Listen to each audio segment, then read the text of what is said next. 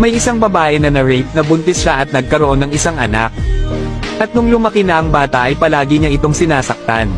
Kahit konting galaw ng bata ay sinasaktan niya agad ito. Dumating ang araw na naisipan ng bata na malapit na pala birthday ng kanyang ina. Tinanong niya ang kanyang ina, "Inay, malapit na po ang birthday mo. Ano po ba ang gusto niyong regalo ng kahit ganun mapasaya ko kayo?" sabi ng bata. Ang sagot ng kanyang ina, "Gusto mong malaman kung ano ang gusto kong regalo. Ang mamatay ka buweset ka," kaya napaiyak na lang ang bata. At nang dumating na ang kaarawan ng kanyang ina, hinanap nito ang kanyang anak dahil hindi niya nakita. Puno sa galit ang kanyang ina, sigaw dito, sigaw doon. At nung pagpasok ng kanyang ina sa kwarto ay doon niya natagpuan ang kanyang anak na nakabitin at nakatali. Biglang napaluhod ang kanyang ina.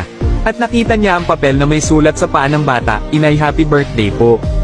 Tinupad ko po yung gusto nyo sa kaarawan nyo.